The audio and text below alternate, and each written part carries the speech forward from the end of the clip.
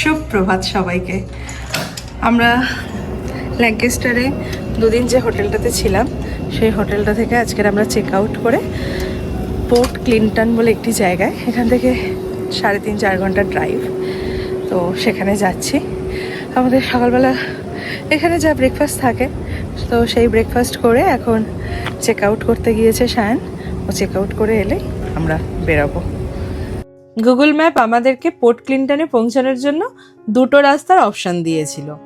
একটা হচ্ছে এই কান্ট্রি সাইডের রাস্তা আর আরেকটা হচ্ছে কলম্বাস সিটির মধ্যের রাস্তা দিয়ে। আগের দিন আসার সময় যেহেতু আমরা ওই রাস্তায় প্রচণ্ড ট্রাফিক প্রবলেম ফেস করেছিলাম, সেই জন্য আজকে আমরা কান্ট্রি সাইডের রাস্তাটাই চুজ করেছি। আমাদের পোর্ট ক্লিনটন থেকে ফেরি করে পুটিন বে বলে একটি আইল্যান্ডে যাওয়ার কথা।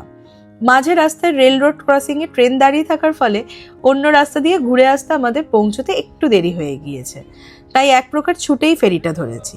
যদি না ধরতে পারতাম এখন ফেরিটা, তাহলে আমাদেরকে আধ ঘন্টা অপেক্ষা করতে হতো পরের ফেরির জন্য।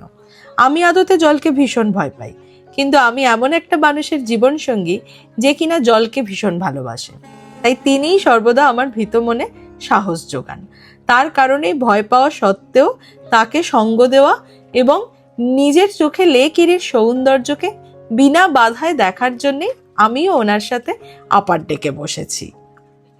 আমরা পোর্ট ক্লিনটন থেকে পুটিন বে এই আইল্যান্ডটাতে পৌঁছে গিয়েছি।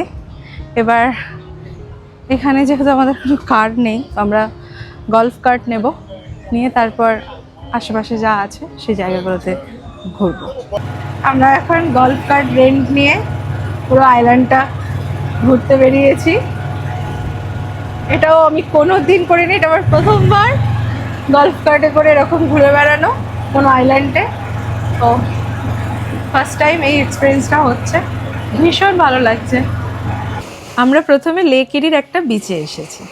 আমি শু পরে আসার কারণে জলে নামার নাম করছি না, কিন্তু উনি বুদ্ধি করে ক্রক্স পরে এসেছেন, তাই জলে পা ডোবানোর জন্য ওনার আর তর্স হয়নি। উনি এসেই জলে পা ডোবাতে চলে গিয়েছেন, সাথে আমাকেও ডাকাডাকি করছে, কিন্তু এক্ষেত্রে আমি ওনাকে সঙ্গ দিতে পারছি না। লেক ইরির বিচ থেকে ফিরে আমরা এবার লেক ইরির আরেকটা ভিউ পয়েন্টে যাচ্ছি। ওই পয়েন্টটায় আমরা গল্ফ কার্টটা নিয়ে যেতে পারবো না, তাই গল্ফ কার্টটা পার্ক করে আমরা হাঁটা শুরু করেছি। লেক ইরির এই ভিউ পয়েন্টটার নাম হচ্ছে ম্যাসি ক্লিফ সাইড প্রিজার্ভ। এই পুরো জায়গাটায় আমরা দুজন ছাড়া আর কেউ নেই। অসম্ভব সুন্দর একটা জায়গা। দুজন এখন বসে বসে লেক ইরির হাওয়া খাচ্ছি।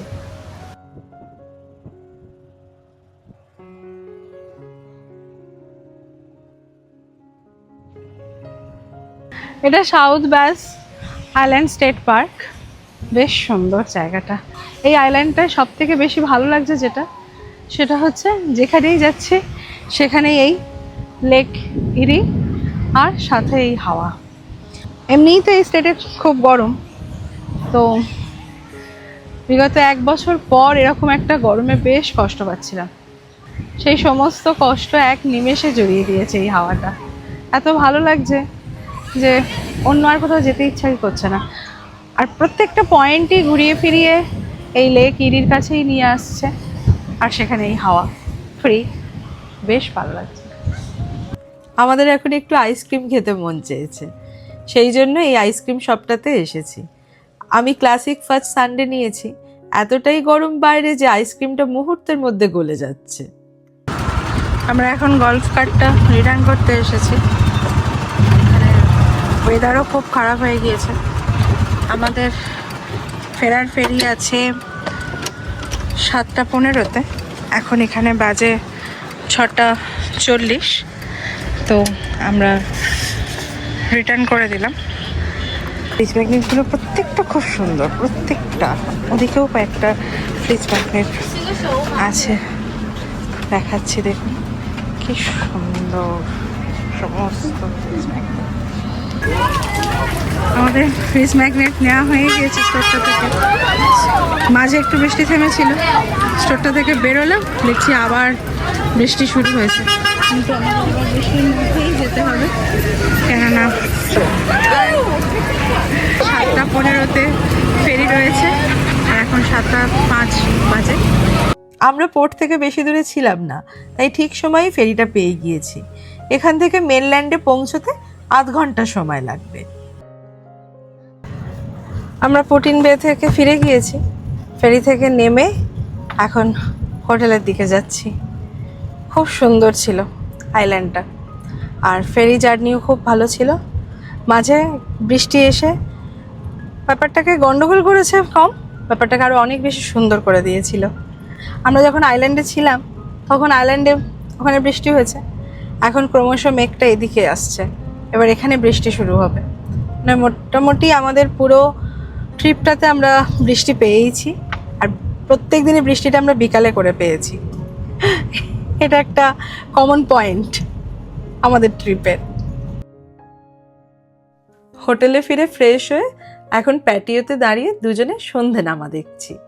বেশ মজায়, নতুন অভিজ্ঞতায় গোটা একটা দিন কাটালাম। আজ এই পর্যন্ত। আমার এই ভিডিওটা যদি ভালো লেগে থাকে তাহলে লাইক কমেন্ট করবেন, আর প্রবাসে আমার প্রত্যেকটা দিন আমি কেমনভাবে কাটাচ্ছি সেই গল্প যদি শুনতে চান তাহলে আমার চ্যানেলটিকে সাবস্ক্রাইব করতে ভুলবেন না। আজকের মতো টাটা।